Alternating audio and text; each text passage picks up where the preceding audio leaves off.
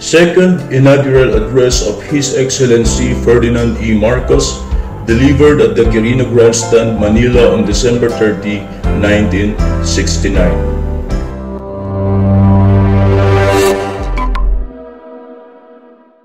My countrymen, 4 years have passed since I took my first oath of office as President of the Republic of the Philippines. We have traveled far since then.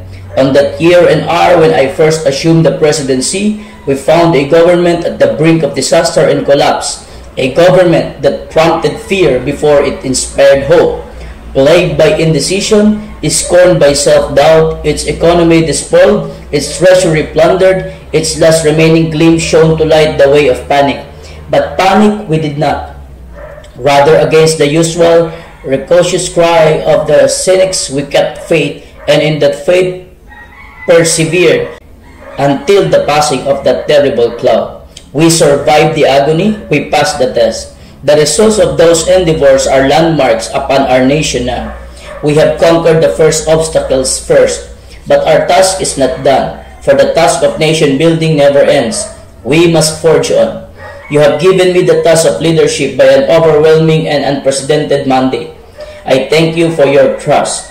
I led this nation into a new decade, the decade of the 70s, a decade that is one of the most crucial in our history as well as in the history of Asia and of the world. The world seeks to know whether man is indeed impelled by some strange instinct to self-destruction or whether its sciences on the relationships of men can catch up or overreach its natural sciences.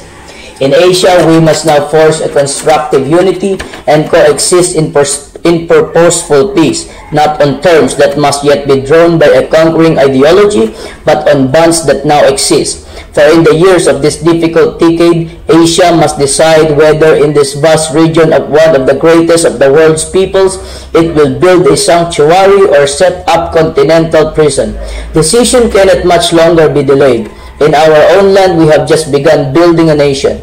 We have had to telescope in 4 years what other nations achieve in decades. There is a mortgage of dedication, of discipline, of self-abnegating leadership in the billowing fields of green sprung from miracle rice. On every road or bridge, on every school or hospital, on every house or irrigation, on every farm or industry, on every community project we have built. For discipline is the other face of achievement.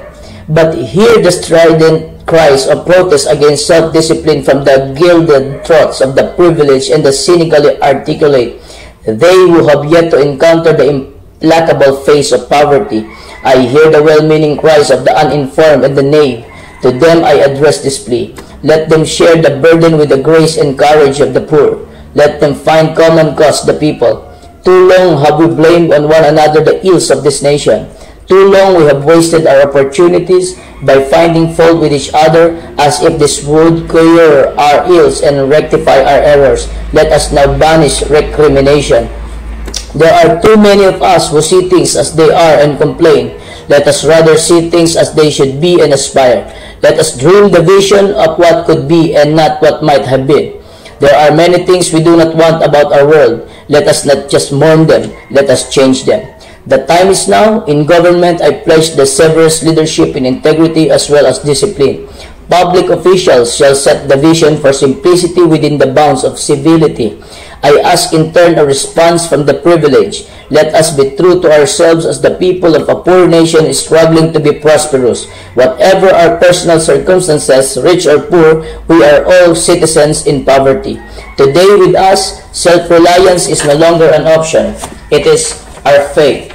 The next few years will lay the basis for a reformation, a revolutionary reformation of our international and domestic policies, of our political, social, legal, and economic systems. Truly then, the decade of the 70s cannot be for the faint of heart and men of little faith. It is not for the whiners nor for the timid. It demands men and women of purpose and dedication. It will require new national habits, nothing less than a new social and official morality. Our society must chastise the profligate rich who waste the nation's substance, including its foreign exchange reserves on persona comforts and luxuries. The nation's capacity for growth is limited by its foreign exchange earnings. Every dollar spent on self-indulgence is a dollar taken away from employment, from welfare, from education, from the nation's social and economic well-being. The presidency will set the example of this official morality and oblige others to follow. Any act of extravagance in government will be considered not only an offense to good morals but also an act of punishable with dismissal from office. With such a new ethic, we will surmount the problems we are confronting now. We must discard complacency, embracing panic, rely on our efforts alone without projecting the support of others. Let not the future observe that being virile in body we multiplied in number without increasing in spirit. I do not demand of you more than I shall demand of myself and of government. So seek not from government what cannot find in yourself. In the solution of our problems, this government will lead.